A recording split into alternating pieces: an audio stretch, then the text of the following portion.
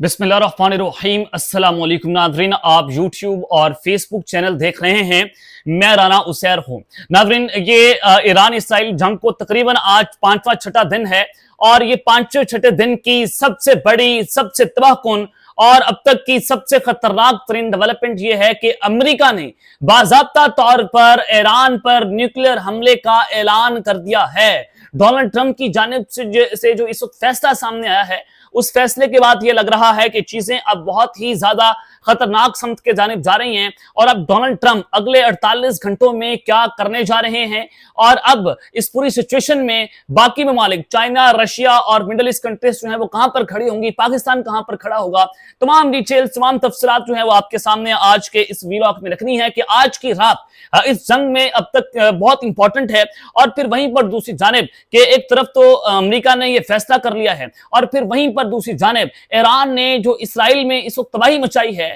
और उस धमकियों के बाद, इस फैसले के बाद जो ईरान ने जो है वो इसराइल के शहरों को उजाड़ कर रख दिया है, वहां पर इमरजेंसी लग गई है। ये अब तक की बड़ी डेवलपमेंट है, इस पर बात करना बहुत जरूरी है कि कितनी जो है वहां पर जनाब तबाहकारियां हुई हैं और इसराइल पर बाकायदा तौर पर अब जो हमले लॉन्च कर दिए गए हैं वो भी इस वक्त बहुत ही ज्यादा खतरनाक हैं। लेकिन आगे बढ़ने से पहले आप सबसे दरख्वास्त कि चैनल को सब्सक्राइब कर लें, बेल आइकन को दबा दें, आने वाली तमाम तरह अपडेट्स आपकी खिदमत में बर वक्त पेश होती रहें। नाज़रीन, ईरान जो है वो बैलिस्टिक मिसाइल से इसराइल के ऊपर जो है वो हमले कर रहा है। अब जो ईरान ने हमला किया है वो उन्होंने हीफा में धमाका किया है जहां पर इसराइल की ऑयल रिफाइनरी है और वहां पर ये हमले हो रहे हैं और अब ये इसराइल की जो ऑयल रिफाइनरी है ये बंद हो चुकी है, यानी कि वहां पर ऑयल की शॉर्टेज पैदा हो सकती है, फ्यूल शॉर्टेज हो सकती है और ईरान वहां पर कॉन्टिन्यूसली हमले भी कर रहा है। अब अल जजीरा ये कहता है कि new missile launch from Iran spotted over तल अवीव ऑक्युपाइड वेस्ट बैंक, यानी कि ईरान ने नया बैलिस्टिक मिसाइल जो है वो वहां पर सिस्टम लॉन्च किया है और तल अवीव पर और जो वेस्ट बैंक है जहां पर इसराइल ने नाजायज तौर पर जो है वो कब्जा किया हुआ है, वहां पर जनाब ईरान ने हमले किए हैं और यहां पर कहा गया कि up to 10 missiles have been launched from Iran और ये siren sounded in Amman just as we were coming on air, they sounded in Amman another siren indicating that the missiles were not over Jordanian air space anymore. ये कहा गया कि जनाब ये confirm reports आ रही हैं कि ईरान ने तल अवीव और वेस्ट बैंक जो है वहां पर जनाब ये हमला किया है और फिर इस पूरे नतीजे में जो अस्फहान शहर है ईरान का, इसराइल भी मुकाबले में हमले कर रहा है। अस्फहान शहर, वहां पर भी न्यूक्लियर एसेट्स जो हैं वो ईरान के मौजूद हैं, वहां पर इसराइल की जानिब से हमला किया गया है और अब से कुछ देर पहले जो ये ताजा तरीन अपडेट्स आ रही हैं कि तेहरान शहर के अंदर मजीद हमले जो हैं वो अब शुरू कर दिए गए हैं। ट्रंप ने धमकी लगाई थी, ट्रंप ने कहा था कि अगर ईरान डील साइन नहीं करता और उसने कहा था कि तेहरान में जो शहरी हैं वो अपने उसको खाली कर दें जगह को और तेहरान सुबह जब खाली होगा तो फिर ईरान जो धमकी दी गई थी तो उसके फौरी बाद अब इसराइल ने जनाब वहां पर सारा कुछ शुरू कर दिया है। तेहरान में कहा जा रहा है कि number of explosive has been heard in central and western Iran, the exact location and the possible target is the Iranian capital were not immediately clear. लेकिन कहा जा रहा है कि तेहरान में अब इसराइल ने डिवास्टेटिंग जो हमले हैं वो अब शुरू कर दिए हैं और उसके अलावा यह भी कहा जा रहा है कि the attack on Tuesday targeting Iran as well as location Israeli branded military bases in western Iran. और अब ये तब हमले शुरू हुए हैं कि जब प्रेसिडेंट ट्रंप ने ये मैसेज दिया था ईरानियों को कि आप ये जो तेहरान है उसको खाली कर दें, अब इसराइल ने वहां पर हमले शुरू कर दिए। ईरान जो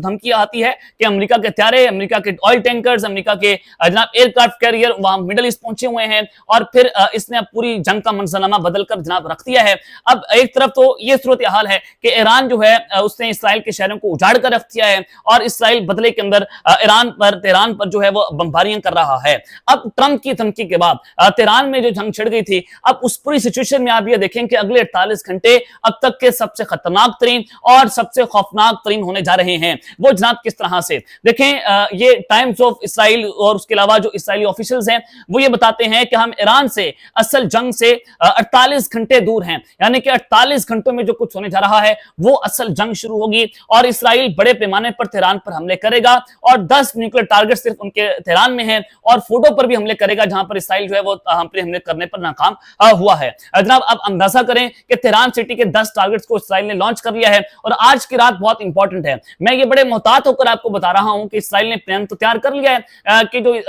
उनके सुप्रीम कमांडर है ईरान के, उनको टारगेट करना है और आयतुल्लाह खामनाई को इसराइल के नेतन्याहू ने भी कहा कि जब हम इनको टारगेट करेंगे तो जंग बंद होगी, यानी कि अपनी हुकूमत लाना चाहते हैं, रजीम चेंज ऑपरेशन करना चाहते हैं, और फिर ये कहेंगे ईरान से चाह रहे हैं कि वो हमें तस्लीम करे और ईरान का जो न्यूक्लियर प्रोग्राम है वो जनाब खत्म कर दिया जाए। इस पर इसराइल जो है वो अपना प्लान लेकर चल रहा है और डोनाल्ड ट्रंप भी इसराइल के साथ मिलकर ईरान को तबाह करना चाहते हैं। अब आपको जो मैं खबर देना चाह रहा हूं कि एटमी हमला, ट्रंप ने जनाब एटमी हमले का ऐलान कर दिया है। ये जनाब अमेरिका के जो वाइस प्रेसिडेंट हैं उनकी जानिब से कहा गया है, जेडी वेंस,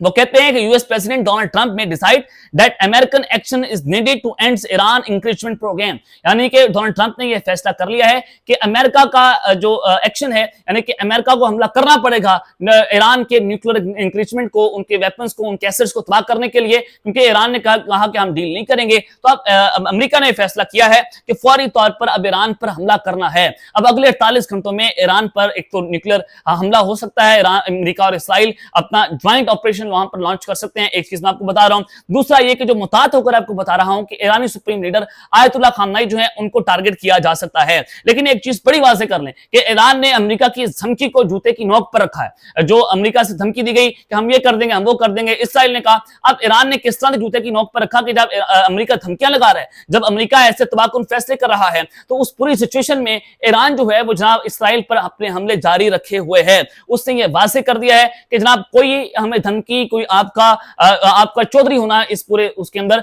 हमें कोई ये कुछ नहीं कहता, लेकिन हम वाज़ेह कर रहे हैं कि हम इस जंग के अंदर जो है वो आपके साथ खड़े रहेंगे। और दूसरी जानिब आपको एक और अहम खबर देना चाहता हूं पाकिस्तान के हवाले से कि आज इमरान खान ने ईरान इसराइल सूरत-ए-हाल के पेश नजर इत्तेजाजी तहरीक जो है वो अपनी 2 हफ्तों के लिए मौखर कर दी, यानी कि पीटीआई की तैयारियां कर रही थी कि 2 हफ्तों के लिए जनाब उन्होंने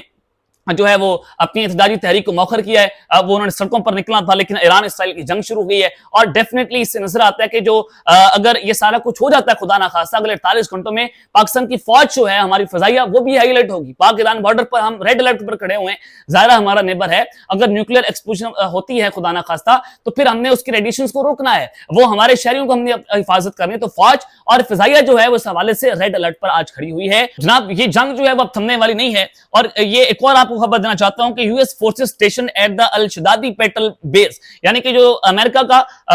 फोर्स स्टेशन था अल शदादी पेट्रोल बेस जो नॉर्दर्न ईस्टर्न सीरिया में है, शाम में है, वहां पर भी ईरान ने जुमे के दिन, ये अब खबर रिपोर्ट हुई है, ईरान ने वहां पर 3 मिसाइल मारे हैं और उसको भी तबाह कर दिया है। राइटर्स इसको रिपोर्ट करता है कि अब अमेरिका पर भी जनाब ईरान ने हमले किए, इसराइल पर हमले किए। अब इससे नजर आता है कि ईरान गिदड़ धमकियों से डर नहीं रहा। ईरान जो है वो इन जमीनी खदाओं के सामने घुटने टेकने पर वो नहीं मजबूर हो पा रहा, बल्कि इसराइल जो है उसकी ताकत का अंदाजा करें कि जो कह रहा था कि मेरे पास बहुत बड़ी ताकत है, ईरान चौधरी, अमेरिका इस खत्ते का चौधरी है, इस पूरी दुनिया का चौधरी है, तो उसने चौधरी को भी जूते की नोक पर रखा है, उससे सोनी रियासत को भी जूते की नोक पर रखा है। और यहां तक कि फलस्तीन जो है वो उनके हक के लिए भी अब आवाज उठा रहे हैं। तो यहां पर अब अंदाजा लगाना होगा कि जो मुस्लिम ममालिक हैं वो जो सोए हुए हैं, या सऊदी अरब है, उसके अलावा आपका यूएई है और दीगर ममालिक हैं, कतर, ओमान, कुवैत, पाकिस्तान, हम सबको यहां पर अब इकट्ठा होना पड़ेगा। अब हमें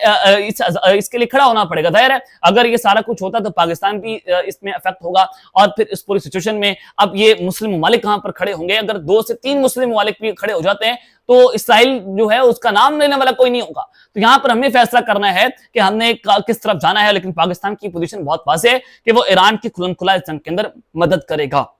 अब तक के लिए इतना ही। अपना ख्याल रखिएगा और अपने लाजमी रखना। पाकिस्तान जिंदाबाद।